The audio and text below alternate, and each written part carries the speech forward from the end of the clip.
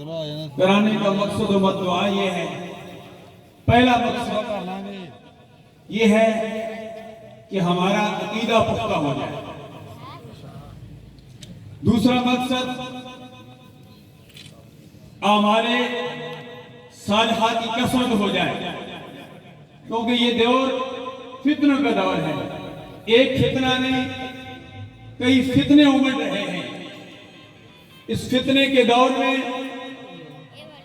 عرس مبارک اور ختم نبوت کانفرنس کا ہونا بہت ضروری ہے. ضرورت اس امر کی ہے کہ ہم اپنے عقیدے کو بھی درست رکھیں اور اپنے اعمال کو بھی درست رکھیں. تبھی ہم دنیا میں بھی کامیاب ہوں گے، آخرت میں بھی کامیاب ہوں گے. ہمارا عقیدہ ختم نبوت والا عقیدہ یہ کوئی نیا عقیدہ نہیں ہے، یہ قرآن نے ہمیں عقیدہ دیا ہے. اللہ فرماتا ہے ما کان محمد ابا احد من رجالکم ولکن رسول اللہ وخاتم النبیین. ایسے پہلے سورہ اخلاق میں رب الجلال فرماتے ہیں محمد مصطفیٰ صلی اللہ علیہ وسلم تم مردوں میں سے کسی کے باپ نہیں ہیں.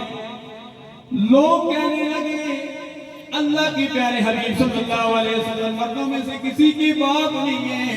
حضرت زید رضی اللہ تعالیٰ عنہ کو اپنا بیٹا کہتے ہیں. اللہ تبارک و تعالیٰ نے اس کی بھی تردید کر دی. فرمایا حضرت زید امام الانبیاء علیہ تحیت و ثنا کے منہ بولے بیٹے ہیں.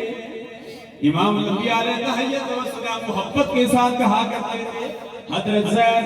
اور پھر حضرت زید رضی اللہ تعالیٰ عنہ کی متعلقہ بیوی جب انہوں نے طلاق دے دی، لوگوں نے اعتراض کیا. لوگ کہنے لگے زید کو بیٹا بھی کہتے ہیں.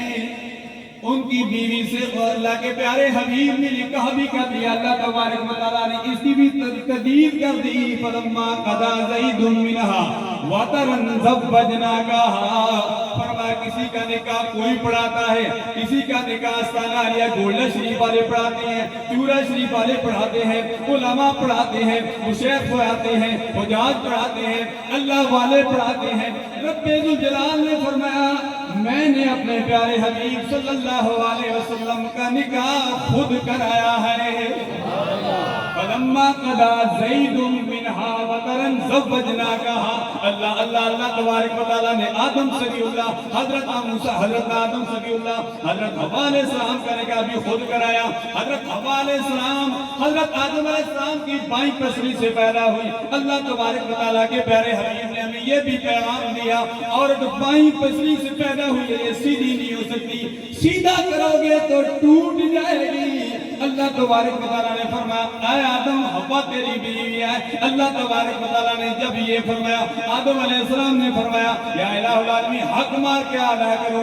اللہ نے فرمایا میرے پیارے حبیب آخر الزمان نبی صلی اللہ علیہ وسلم خاتم النبیین پر 20 مرتبہ درود شریف پڑھ لو، حق مار ادا ہو جائے گا.